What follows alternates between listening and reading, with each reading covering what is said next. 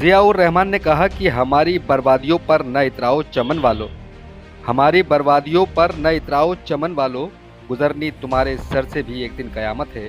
तो वहीं उसके जवाब में सदर विधायक इकबाल महमूद ने भी कह दिया, मुस्कुराता है चमन उम्मीदों का आज की रात, दो दिलों का मिलन है आज की रात। आप सोच रहे होंगे कि आज ये शायराना अंदाज मैं क्यों कर रहा हूँ, तो बताने की ये शायरी दो परिवारों में 5 दशक से चली आ रही सियासी लड़ाई रखने वाले दो नेताओं ने की है। जी हाँ, हम बात कर रहे हैं जनपद संभल की। बता दें कि 55 साल पहले नवाब महमूद हसन और डॉक्टर शफीकुर रहमान वर्क में सियासी इख्तलाफ पैदा हुआ था।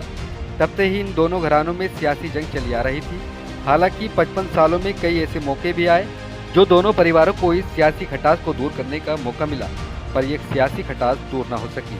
लेकिन आज 55 साल बाद दोनों परिवारों में तय किया गया, आज से हम साथ मिलकर शहर का विकास करेंगे और सियासी जंग को आज से ही खत्म कर देंगे। इस मौके पर दोनों ने संयुक्त रूप से प्रेस वार्ता भी की। देखें इस रिपोर्ट में।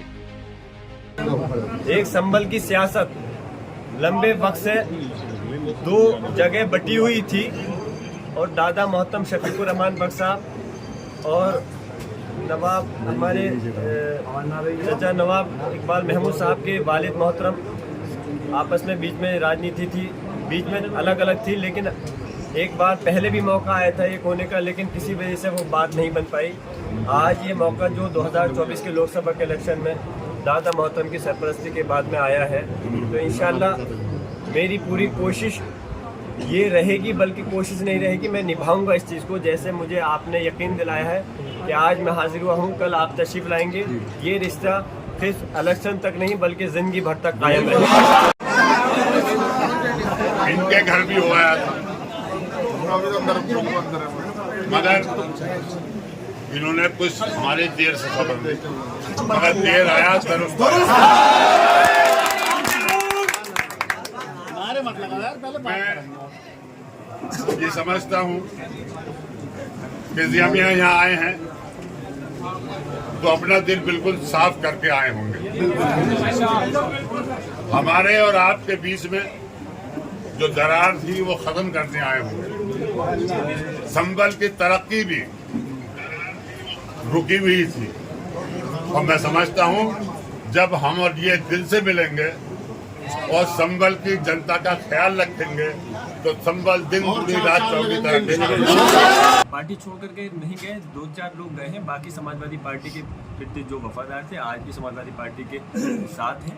जो रही बात, ये अलग बात है कि पार्टी में आपस में दो जगह पार्टी बटी हुई थी संभल की जगह। अब अल्लाह का करम है आज हम साथ में हुए हैं तो वो सब एक जगह आ जाएंगे और जो 2-4 होंगे तो मैं समझता हूँ वो भी कहीं ना कहीं वापस आ ही जाएंगे 2-4। संभल की राजनीति में आपके दोनों परिवारों को एक दूसरे का एक बड़ा विरोधी माना जाता था, क्या आज वो खत्म हो चुका है बिल्कुल पूरी तरह से समाप्त? जब यहाँ पर हाजिर हुआ हूँ तो दिल साफ करके यहाँ पर आया हूँ और आपने भी बहुत दिल खोल कर इस्तेमाल किया है और पूरे दिल से मुझे जो अल्फाज इस्तेमाल किए हैं यकीनन वो काबिल तारीफ है और बिल्कुल खुल करके आपने समर्थन भी दिया और आने वाले वक्त तक के लिए ये एहसास भी दिलाया कि हम ये रिश्ता मजबूत रहेगा जो आप। और मैं भी इस चीज़ के लिए कह रहा हूँ क्योंकि आपने शुरुआत दादा मोहतरम बख्श साहब के उसमें तशरीफ ला कर के जनाजे में आपने शुरुआत की थी और फिर माननीय राष्ट्रीय अखिलेश यादव जी के साथ भी हमारे घर पर तशरीफ लाए थे, तो शुरुआत आपने कर दी थी और आगे अब बढ़ाने के लिए मैं हाजिर हूँ और इंशाल्लाह जो ये शुरुआत हुई है आगे सिर्फ राजनीति 2024 के चुनाव तक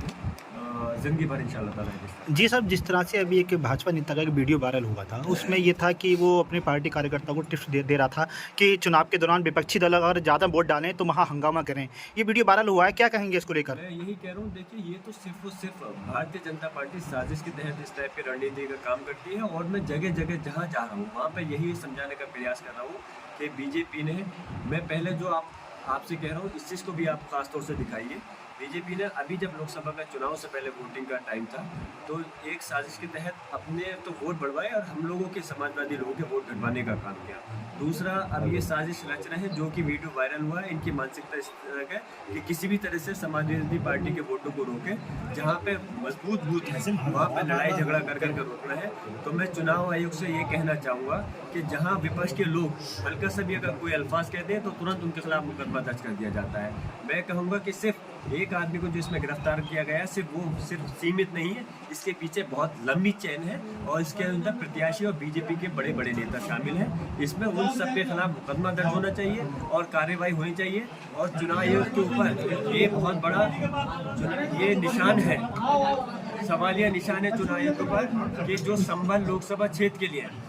मैं कोई ये धमकी नहीं दे रहा, लेकिन मैं आगाह करना चाहता हूँ यहाँ के संभल मुराद ज़िले के खासतौर से और मंडल के पुलिस प्रशासन के लोगों को और चुनाव आयोग के लोगों को कि हम जिस देश के अंदर संविधान के जरिए हम आपसे कोई ये नहीं चाहते हमारे जो है हमारे साथ हम बेईमानी से चुनाव जीतना चाहते हैं। हम चाहते हैं सिर्फ हमें हक मिलना चाहिए, इंसाफ मिलना चाहिए। जो बीजेपी के लोग इस साजिश के तहत हमारे लोगों को वोट को रोकना चाहते हैं, उसमें वीडियो में साफ कराया जा रहा है कि पुलिस वालों को पैसे से खरीदो, टीचर को पैसे खरीदो, तो ये बीजेपी की मानसिकता है।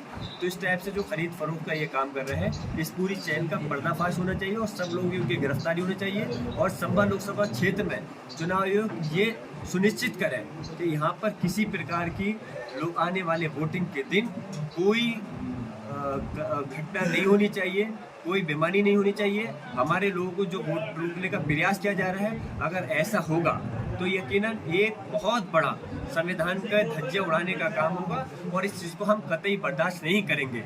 मैं पुलिस प्रशासन से और डीएम और एसपी से सबसे कहूँगा इसमें कड़ा एक्शन लें और ये चीज़ हिदायत करें कि वोटिंग वाले दिन हमारे वोटरों को परेशानी होनी चाहिए। अगर परेशानी होगी तो फिर हम उसी दिन खुल करके धरना प्रदर्शन करने पे, आंदोलन करने पे मजबूर हो जाएंगे।